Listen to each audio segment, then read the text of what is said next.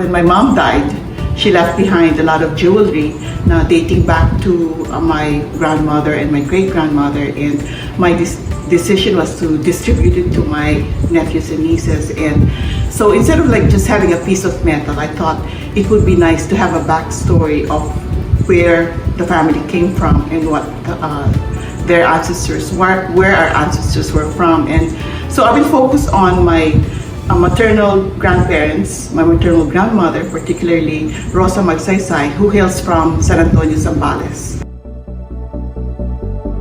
There were a brother and sister, Juana Magsaysay, married to a Teodoro de Lara, who were merchants. They were seafaring merchants that plied the route of from Manila. They went to Subic and then went to San Antonio, San Miguel, and then to Vigan. So they had that route, and they were using a boat that would, they're traders basically. In 1881, they had a Panata, for Our Lady of the Holy Rosary, which they called Santo Rosario or La Naval. And that is really rooted with the battle in the 1600, somewhere in mid 1500. The Philippines was a colony of Spain for 300 years, right? And so at that time, they settled in the Philippines, or they conquered the Philippines because of the spice trade. But there's also the Dutch East Indies Company that was also doing the spice trade. So they wanted to take over Manila. The Dutch was going to invade the Philippines with their massive fleet of 15 ships, and the Filipino and Spanish fleet was really just a handful, and they're not really ready. So what they pledged to Our Lady that if they win, if they're survive this whole battle, they would be walking on foot to our Santo Domingo church, and they did win with very few casualties. So it was declared a miracle, and because of that, you have a lot of the Santo Domingo image. The Santo Domingo church is the center for these celebrations, and I think my great-great-grand aunt Juana, they were influenced a lot by this by that miracle that happened there, and because their kabuhayan, so to speak, is really on trade, seafaring trade, moving things from Manila to Subic, to San Antonio, and then to Vigan. That's the trade back then, because back then there were no roads, it's all by ship. So they were trading, and so I suppose intercession for safety and for continued improvement of their trade. That's why they had this Panata. It's really more a way of saying thanks to Our Lady.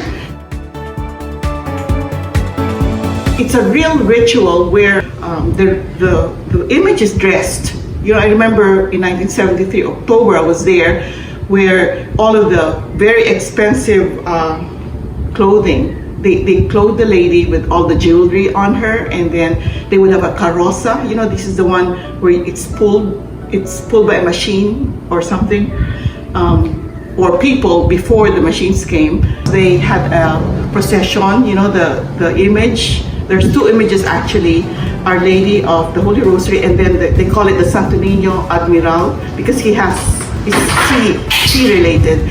So what they do is they parade it in a procession in town, and then after that, at the end of the procession, they have a big feast. But by the turn of the century, until the eve of the war, what happens is it evolved into a week-long festival where it's handaan, where they would celebrate it in the house of Felix Magsaysay. He's the nephew of Teodoro de Lara. So when Juana Magsaysay and Teodoro de Lara settled in San Antonio, they brought with them her brother Gregorio, and to settle in San Antonio. And the youngest son, Felix, decided to stay in San Antonio, and that's my grandmother's father.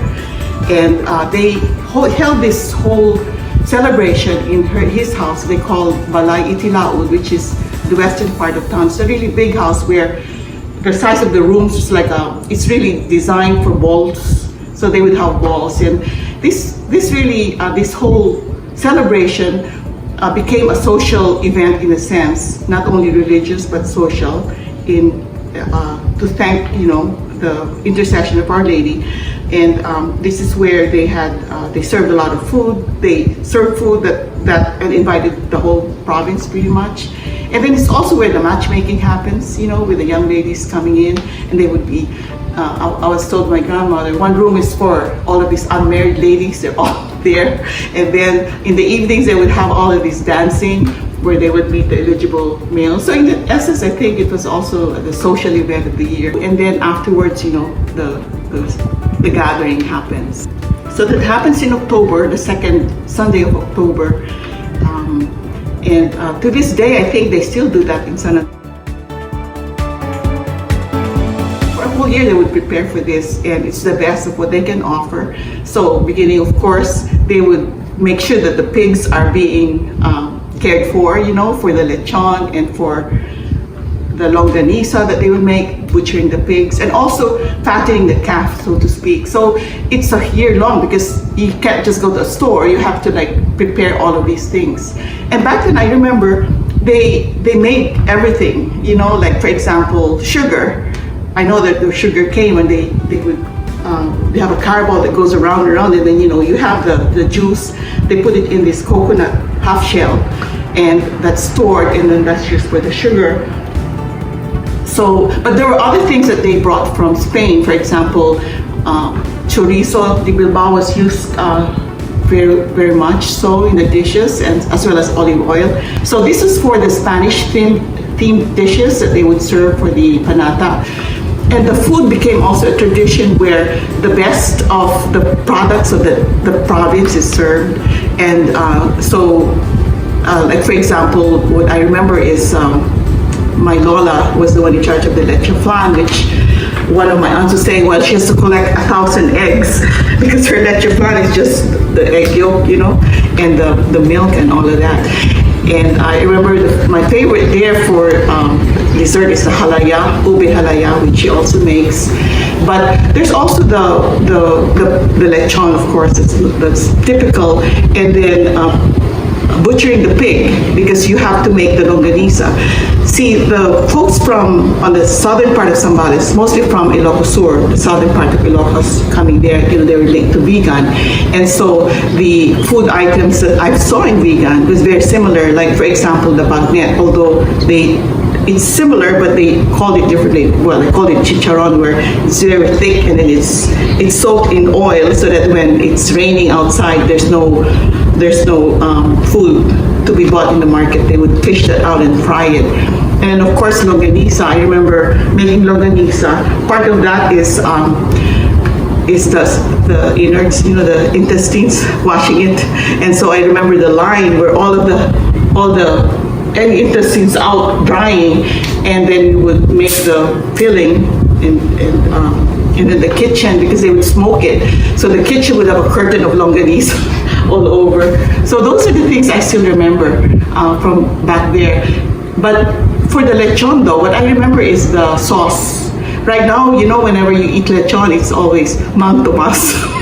I don't think anybody makes the sauce, but the sauce is also a ritual in making the sauce. It comes from the liver of the pig, and my mom says the secret there is you grill it so that the lansa or whatever is out, and then you have to have the the garlic and the onion. But I remember with my Lola, you have to mince it in a certain way, and the certain size, they're all matching, So that was my task, mincing the garlic, mincing the onions, mincing it with the vinegar to make that salsa. That is the heart of the lechon, actually, is the salsa, because it doesn't have any much flavor, even if you put inserts into the pig. But so those are the rituals that happens when you have the handaan like that.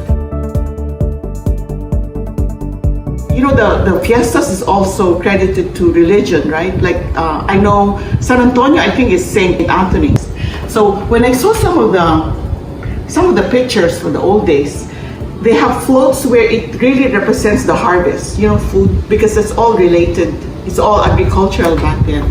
So where they would have tableaus, where they would have floats, where they would have the palay on one end, and boxes of fruit in the other. And I think that's true too for in Quezon, the fiestas in Quezon. I think the other towns the same way.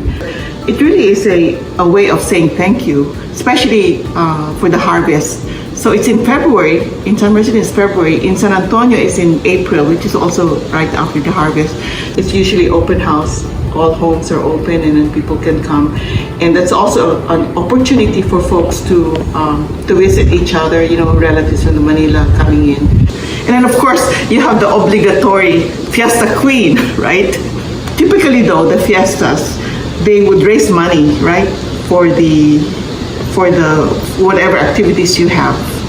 And so the queens are supposed to sell this, get donations or something, and then whoever has the biggest pot would be the queen. And I think that's also done now, right? They would do it. In fact, that's one of a very good fundraiser now and that is roots there in our what we had done before, where the queen is supposed to have the best or the most money to turn over to the town. And then they would have the parade, they would have the procession in the evening, and then in the morning you would have the parade with the queen. In fact, I have found pictures of my grandmother. She was the first princess anyway, and it goes all the way back there. And then after the parade, then you would have the banquet in each house. So if you're coming from another town, you can go from different houses and then you will be fed. And it's an open house. You don't even have to be invited. You can just show up and then, they feed you. And I think that's rooted in, I guess for Filipinos, we're always known for our hospitality. And whether you're a stranger or what, you come in, you're offered. And you would have the best food in the house you would offer to the guest. That's typical, and I don't know where we got that from, but it's from our history, from our traditions. That's the way we are.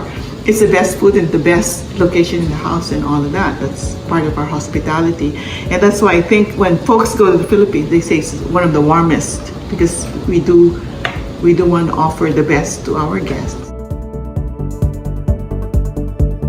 Food is always very important to us in a sense of the hospitality, right? That's why I think your series here of linking food to culture, it's just so interlinked. You cannot really remove it. It has to be included, and a lot of the rituals is related to that too, like the harvest. When they have the harvest, or they call it pagapas and paraep. Pagapas is harvest. Paraep is really replanting. So there's some rituals involved in that too, which is to some degree related to food, because that's the lifeblood, palay and all. We try to do that again. We try to, even now that we're all scattered in the diaspora, right?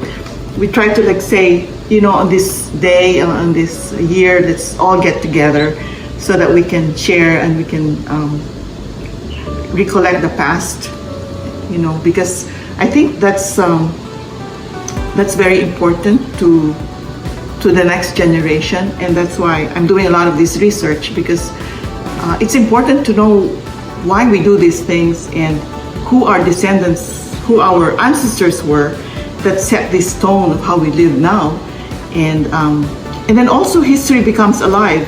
Learning about that history, learning about the traditions of the past, it makes our history come alive. It's not just a dusty old thing. It's really something that our ancestors experienced, and then you tend to understand why we do certain things.